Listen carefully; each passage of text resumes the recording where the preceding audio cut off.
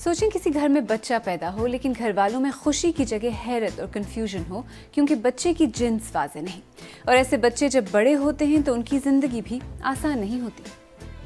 तो मैंने बहुत ज़्यादा डिप्रेशन में आके फैमिली में शादियों वादियों पे जाना छोड़ दिया था। फिर मेरे जो मुंह पे बहुत ज़्यादा बाल आ गए थे, बहुत ज़्यादा। तो उस लिहाज से भी आपको पता, लोग पूछते हैं क्या हुआ है क्या नहीं। अब इंसान अपने अंदर की फीलिंग्स तो नहीं बता सकता।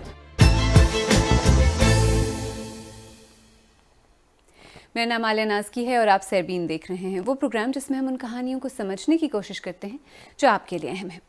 इस तरह के बच्चों को अक्सर पाकिस्तान में ख्वाजा सराय या ट्रांसजेंडर समझा जाता है, लेकिन एक और टर्म है जो इस कंडीशन को बेहतर एक्सप्लेन करती है, इंटरसेक्स, यानी वो बच्चे जिनकी जिन्स या सेक्स वाज़ेह नहीं।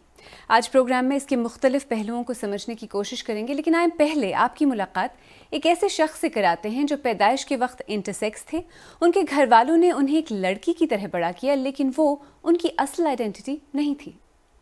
मुझे लड़कियों में बैठना उठना अच्छा नहीं लगता होता था, और अगर जो ड्रेस वगैरह घर वाले देते थे वो भी मुझे नहीं पसंद आते थे, लेकिन पहनने पड़ते थे। तो वो सब मुझे बोलते भी थे, यार आपका स्टाइल उठने बैठने का ऐसा है वैसा, काफ़ी ज़्यादा। तो मैंने बहुत ज़्यादा डिप्रेशन में आके फैमिली में शादियों वादियों पे जाना छोड़ दिया था। फिर मेरे जो मुंह पे बहुत ज़्यादा बाल आ गए थे, बहुत ज़्यादा। मुझे तकरीबन पता लग गया था तकरीबन आज से 5-6 साल पहले कि मैंने ये करना है, लेकिन मैं फैमिली के उससे कि यार फैमिली क्या कहेगी, लोग क्या कहेंगे। लेकिन फिर मैंने अपने फादर से बात की, वो मेरे बहुत ज़्यादा सपोर्ट की उन्होंने। तो उन्होंने मेरी सारी बात समझी, तो वो डॉक्टर से मिले तो उन्होंने भी कहा, तो उन्होंने कहा ओके गो हैड। माइंड हर वक्त उसमें रहता था, मैंने करना है। मुझे लाइफ बिल्कुल अजीब लगने लगी थी कि ये क्यों नहीं हो रहा, क्यों लेट हो रहा है। और शुरू से ही मेरा ये प्रॉब्लम इंटरनल था, लेकिन अपनी फीलिंग्स किसी को अगर आप बताओ तो जाहिर सी बात है हर कोई नहीं समझ सकता। तो शुरू ही से, लेकिन अभी अल्हम्दुलिल्लाह मुझे अपनी एक लाइफ का मकसद मिला है और मुझे समझ आई मैंने क्या करना है। तो ये कहना कि कोई इंटरसेक्स है, इसका मतलब क्या है? इंटरसेक्स में उन लोगों का शुमार किया जाता है जिनके क्रोमोसोम्स, जिनसी हार्मोन्स या जेनिटल्स मर्द या औरत की मखसूस डेफिनेशन पर पूरे नहीं उतरते। इंटरसेक्स होने का ताल्लुक कतई तौर पर इंसान के जिस्मानी निज़ाम से है, न कि उनके सेल्फ डिफाइंड जेंडर या एक्सप्रेशन से। इंटरसेक्स को ट्रांसजेंडर के साथ जो है वो मिक्स करते हैं, वो उसका ताल्लुक उसके एक्सप्रेशन से है, जबकि जो इंटरसेक्स है उसका ताल्लुक उसके तौलीदी या जिनसी निज़ाम के साथ है। कन्फ्यूजन न सिर्फ अवाम में है, बल्कि पाकिस्तानी कानून के मुताबिक भी इंटरसेक्स और ट्रांसजेंडर को एक ही समझा जाता है।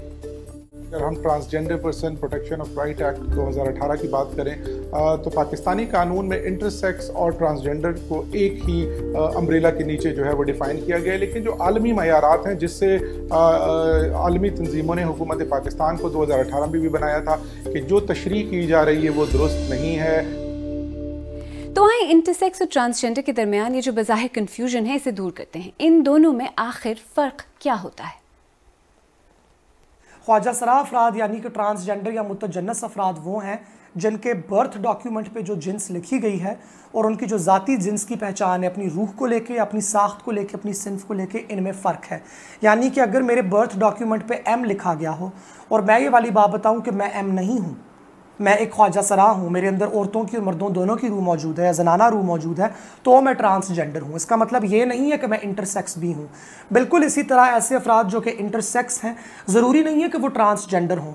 यानी कि अगर कि उनके बर्थ डॉक्यूमेंट पे एम या एफ़ लिखा हुआ है और वो ख़ुद को एम या एफ़ ही समझते हैं, तो वो ट्रांसजेंडर नहीं है। और ये तय्युन, ये फ़ैसला कि आपके यहाँ मर्द औलाद पैदा हुई है या मादा औलाद पैदा हुई है, बेटी पैदा हुई है, ये सिर्फ पैदा होने वाले बच्चे की टांगों के बीच में सिर्फ देख के एक फ़ैसला कर लिया जाता है। मगर कभी कभार यानी कि 3000 पैदाइशों में से एक पैदाइश ऐसी होती है जहां सिर्फ देख के ये तय्युन यानी कि फ़ैसला नहीं किया जा सकता कि ये नर औलाद पैदा हुई है या मादा औलाद पैदा हुई है, और इस कंडीशन को इंटरसेक्स कहा जाता है। अगर हम फिगर्स से इस बात की सेंस हासिल करना चाहें कि आखिर दुनिया में इंटरसेक्स पॉपुलेशन है कितनी, तो मसला ये है कि इंटरसेक्स की डेफिनेशन पर ही इत्तेफाक नहीं, इस बात पर भी नहीं कि स्ट्रिक्टली मेल या फीमेल क्या होता है। पैदाइश के वक्त सेक्स फिजिकली अनक्लियर होने के साथ साथ सेक्स क्रोमोसोम्स में भी फ़र्क हो सकता है। खैर, अमेरिका की ब्राउन यूनिवर्सिटी की एक तहकीक के मुताबिक दुनिया भर में होने वाली पैदाइशों में 1.7% इंटरसेक्स बर्थ्स होती हैं, लेकिन चूंकि यह आपके जेनेटिक मेकअप का हिस्सा होता है तो मुख्तलिफ आबादियों में इसकी शरह मुख्तलिफ है। मसलन न्यूजीलैंड में इससे रिलेटेड जीन 1000 में से सिर्फ 0.005 पैदाइशों में जाहिर होता है, जबकि अश्कनाज़ी यहूदी आबादियों में ये बढ़कर 1000 में से 37 पैदाइशों में जाहिर होता है। तो आई सपोज यहाँ पर जो सवाल जहन में आता है वो ये है कि पैदाइश के वक्त आखिर कन्फ्यूजन क्यों होता है? एक मैंने मरहला बताया जो फर्टिलाइजेशन होती है, दूसरा मरहला बताया जब वो पैदाइश के तौर वक्त जिस तरह दिखता है बच्चा, उससे अंदाज़ा लगाते हैं ये लड़का है कि लड़की है। तीसरा फिर ये कि माँ बाप उसको कैसे बड़ा करते हैं। इसके बाद फिर ये कि माशरा उसको क्या हैसियत देता है। और पांचवा जो है वो मरहला ये है कि वो बंदा अपने अंदर क्या फील करता है। इनमें से कुछ लोग ऐसे होते हैं जो ये समझते हैं कि मेरे बदन में रूह मेरी जो है तो लड़की की है, लेकिन मैं तो लड़का हूँ। बॉडी मेरी लड़के की है और मैं जो है तो मेरी रूह लड़की की है। इसमें हार्मोन की कमी है, इसमें क्रोमोसोम की कमी है, इसमें किसी और केमिकल की कमी है। अगर वो हम कंप्लीट कर सकें तो क्यों ना करें। अब ऐसे में अर्ली इंटरवेंशन और एक खुला जहन काफ़ी अहम हो जाता है। आए आपको इंटरसेक्स पैदा होने वाले एक बच्चे की माँ से मिलाते हैं। जब मैं पैदा हुआ है ना तो तकरीबन 1 हफ्ते बाद मुझे थोड़ा सा फील हुआ है कि इसका जेनेटिक ऑर्गन जो है वो सही नहीं है। मैं उनको फ़ौरन हॉस्पिटल ले गई डॉक्टर के पास, और डॉक्टर से मैंने बात की तो उसके बाद उन्होंने टेस्ट वगैरह लिख के दिए, अल्ट्रासाउंड्स, वो पे मैंने KU भी करवाए तो उसमें आया कि नहीं ये मेल ऑर्गन्स है इसके अंदर सारे, और ये मेल है, सिर्फ इसका एम्बिगियस जेनेटिक का पेशेंट है। तो जिस तरह से हमने इसको हम बड़ा करें, जैसे हमने इसकी तरबियत करें, तो मैं नहीं समझती कि इसको कोई भी बात हमसे डिस्कस करते हुए हेजिटेशन होगी या ये इसको कोई प्रॉब्लम होगी। तो स्टार्ट में ही थोड़ा सा समझ आने लग जाता है कि ये चीज़ नॉर्मल नहीं है, चाहे वो स्वेलिंग है या कुछ भी किसी भी एस्पेक्ट से। तो आप जो ना फ़ौरन से, चाहे वो किसी भी पार्ट को, आप फ़ौरन से डॉक्टर से रिकमेंड किया करें, बजाय से कि घर में लेके बैठे रहे बच्चों को, क्योंकि ये फिर उनकी सारी ज़िंदगी का एक प्रॉब्लम बन जाता है।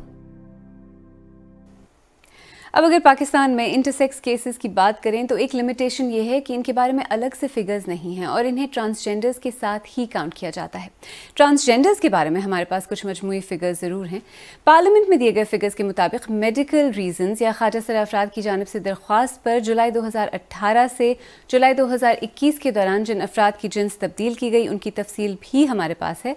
मर्द से औरत बनने के लिए जेंडर रीअसाइनमेंट 16,530 अफराद ने और औरत से मर्द की तब्दीली 12,154 अफराद ने कराई। मर्द से ख्वाजा सरा बनने वालों की तादाद 9 थी, जबकि किसी ने भी औरत से ख्वाजा सरा जेंडर रीअसाइन नहीं करवाया।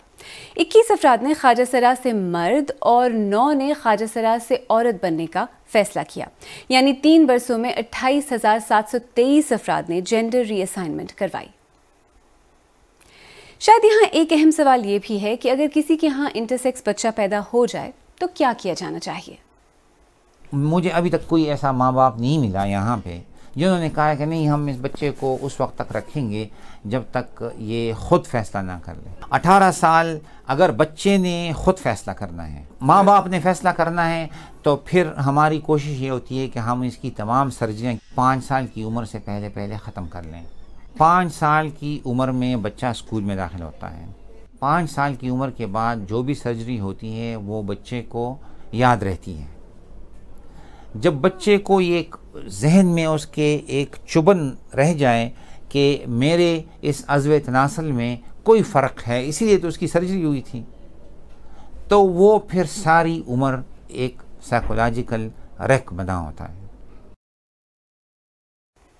शायद समझने की सबसे अहम बात यह है कि इंटरसेक्स बच्चे पैदा होना एक आम नहीं मगर नॉर्मल बात है, और फॉर्चुनेटली अब साइंस ने इतनी तरक्की कर ली है कि इन बच्चों को डायग्नोज किया जा सकता है और इनके हक़ में सही फैसले किए जा सकते हैं, जिनकी मदद से वो एक खुशहाल और प्रोडक्टिव ज़िंदगी गुजार सकते हैं। ज़रूरत शायद सिर्फ अपने जहनों को खोलने की और सोशल एटीट्यूड्स को बदलने की है।